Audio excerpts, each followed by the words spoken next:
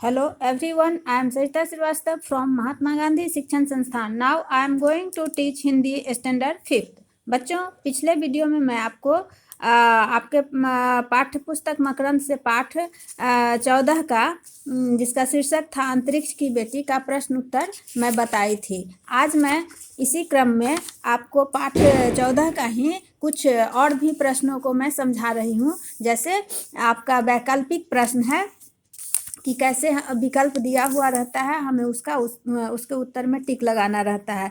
तो बच्चों, ये प्रश्न है कि उचित विकल्प के सामने टिक का निशान लगाइए. ये प्रश्न ये क में है कि कल्पना चावला का जन्म कहाँ हुआ था.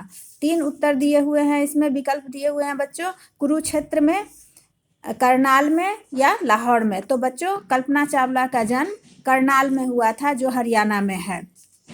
ख में प्रश्न है बच्चों, कल्पना ने किस परियोजना का काल्पनिक चित्र बनाया था. 3 विकल्प दिया हुआ है बच्चों, पारिवारिक, ऐतिहासिक और पर्यावरणीय. तो ये पर्यावरणीय होगा इसका सही आंसर. ग में प्रश्न है बच्चों कि कल्पना ने इंजीनियरिंग की कौन सी शाखा को चुना.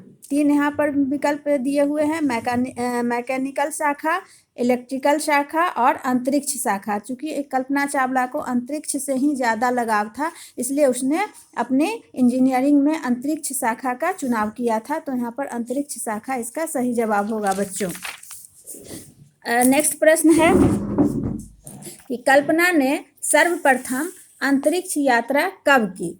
तो बच्चों, कल्पना चावला 3 विकल्प यहाँ दिया है, 19 नवंबर 1997, 20 दिसंबर 1996 और 16 जनवरी 2003. तो इसका सही जवाब होगा बच्चों 19 नवंबर 1997 को इसने पहली अंतरिक्ष यात्रा की थी. यानी कि अंतरिक्ष में यह पहली बार 19 नवंबर 1997 को गई थी. अब दूसरा प्रश्न है बच्चों, सही शब्द चुनकर रिक्त स्थानों की पूर्ति कीजिए.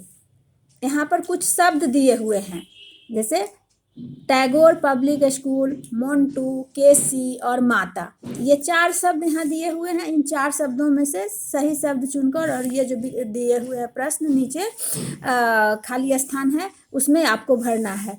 क में दिया हुआ है, परिवार के सदस्य कल्पना को डैश नाम से पुकारते थे. तो मोन्टू इनका बचपन का नाम था, लोग इसे प्यार से मोन्टू मोन्टू कहकर बुलाते थे. ख डैश उसका प्रथम विद्यालय था. तो कल्पना चावला सबसे पहले टैगोर पब्लिक स्कूल से अपनी पढ़ाई शुरू करी थी. तो टैगोर पब्लिक स्कूल यहाँ पर लिखाएगा. ग में है, कल्पना ने डैश से अनुमति लेकर अंतरिक्ष शाखा चुनी. अपनी माता से अनुमति लेकर, तो यहाँ पर माता भराएगा. वह नासा में डैश के नाम से प्रसिद्ध हो गई. नासा में वह केसी के नाम से, यानी कि कल्पना चावला, केसी कल्पना चावला का शॉर्ट फॉर्म हुआ केसी. तो केसी के नाम से प्रसिद्ध हो गई. तो ये आप का ये खाली स्थान, रिक्त स्थान को भरने वाला प्रश्न बन गया. अब दिया हुआ है बच्चों कि नीचे दिए गए, अगला प्रश्न है बच्चों, नीचे दिए गए कथनों के लिए सही वर्ष लिखिए कि किस वर्ष में उसने कौन सा काम किया. तो क में है, कल्पना चावला का जन्म, यानी कि 1 जुलाई 1961. हम यहाँ पर क्या लिखेंगे, 1 जुलाई 1961 को कल्पना चावला का जन्म हुआ था, लिख दिए. ख में है, नासा के साथ कार्य की शुरुआत कब करी थी. जब उन्होंने डॉक्टरेट की उपाधि जिस साल प्राप्त करी थी, तो वो 1988 का समय था. तो सन 1988 में. ग में है प्रश्न कि प्रथम अंतरिक्ष यात्रा उसने कब करी थी. तो 19 नवंबर 1997 को.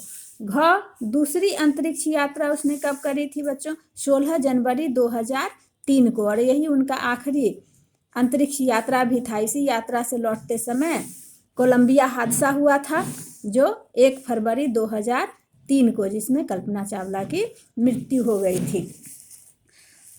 तो बच्चों, आपने देखा कि आपका ये प्रश्न उत्तर बन गया, जिसमें आपका वैकल्पिक प्रश्न था, रिक्त स्थानों की पूर्ति करना था और उसके कथनों के लिए सही वर्ष लिखना था. तो इस तरह से आपने इन प्रश्नों का भी उत्तर देख लिया. अब है कुछ व्याकरण से संबंधित प्रश्न है. जैसे दिया हुआ है कि नीचे दिए गए शब्दों में प्र या वी उपसर्ग जोड़कर नए शब्द बनाइए. तो यहाँ पर मूल शब्द दिया हुआ है, यहाँ पर आपको मूल शब्द दिया हुआ है।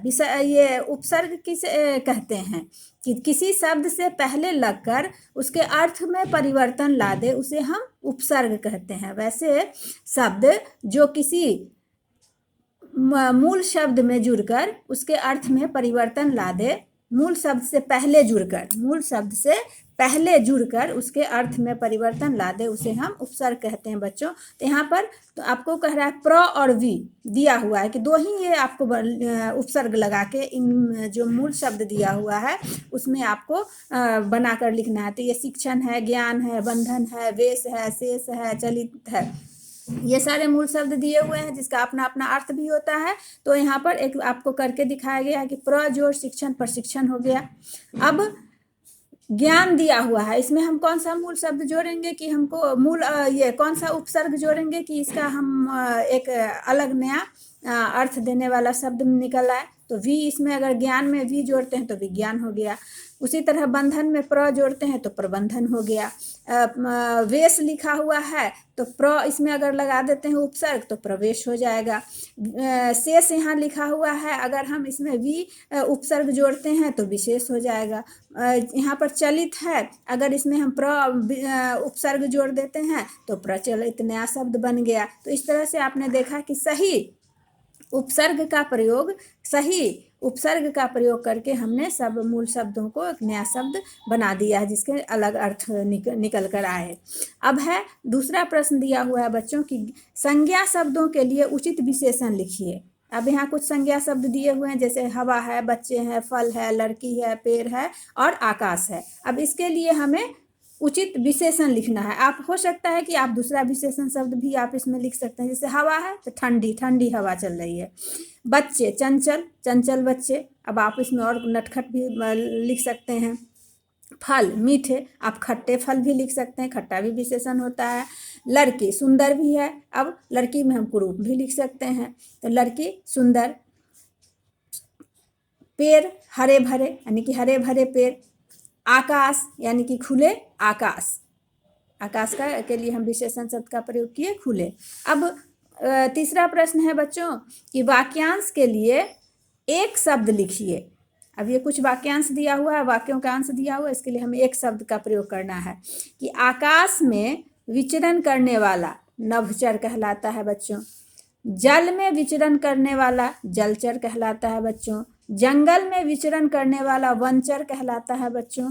और रात में विचरण करने वाला निशाचर कहलाता है बच्चों। तो ये हम अनेक शब्दों के बदले एक शब्द का प्रयोग करके हमने इस वाक्यांश को पूरा कर दिया। तो इस तरह आपने देखा कि आपका व्याकरण से संबंधित, व्याकरण और भाषा से संबंधित प्रश्न भी हल हो गए। तो आप इसको अच्छी तरह से अपने किताब में भर लीजिएगा इसको, और उसके बाद इसे आप याद कर लेंगे। संज्ञा की परिभाषा है, उपसर्ग किसे कहते हैं, प्रत्यय किसे कहते हैं, ये सब मैं पढ़ा चुकी हूँ, इसलिए आप इसे अच्छी तरह से बना सकते हो। धन्यवाद।